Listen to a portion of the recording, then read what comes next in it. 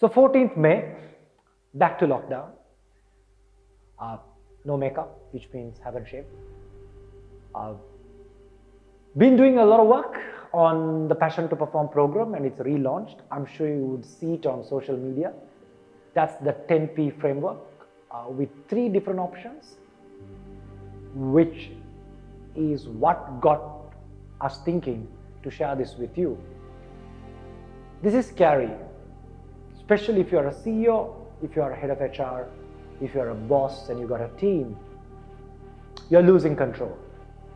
You're losing control of something that you spend a lot of time to build, your culture.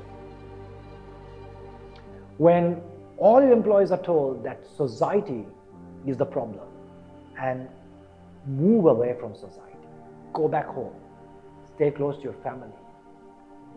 A lifetime of living in the society, 8 to 10 hours of the day. A place that you almost felt like home, called office, is suddenly no more there. I know it might come back, but it might not be the same. And where you put it in your hierarchy of needs, wants, it's probably not going to be the same when people come back. So what are you going to do about it? All of us who understands culture, you understand the power of rituals, routines, structures, power structures, symbolism, what your office looks like, your cubicle, your working environment, your building. I mean, all of this, you might say, no, I don't really care about them. No, that's why you selected. Some of those choices were made because of that. And when that's not there, when your power dress is suddenly relevant and the politics at work really doesn't play, the performers and non-performers who gets differentiated and all of that is suddenly different, and your culture piece, which was fundamental driving your strategy, what are you going to do about it? Because at the center of culture is paradigm, your outlook. This was a life where people struggle to figure out work life, and suddenly life is redefined, and I hope we don't go to a worst case scenario like what we see in India right now. And when life becomes undisputedly your number one priority, and most corporate executives used to grapple in this space, your outlook to work is definitely going to be changed. Definitely in the next generation of kids who are now going through this, but even the adults. So this requires you to let go. You've got to let go. You have already lost it, but now you've got to let go. They're no more in the 4 walls.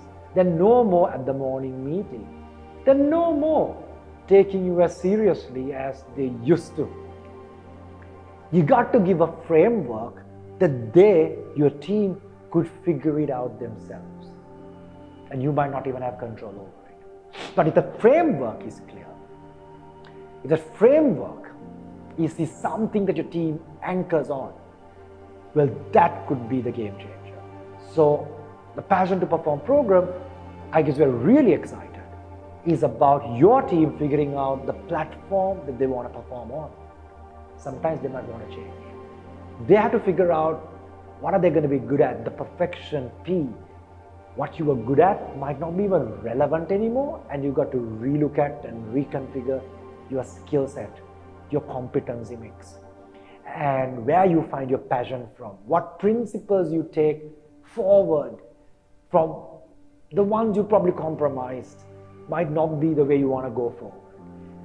Your partnerships that you used to have might not be the ones that's going to work.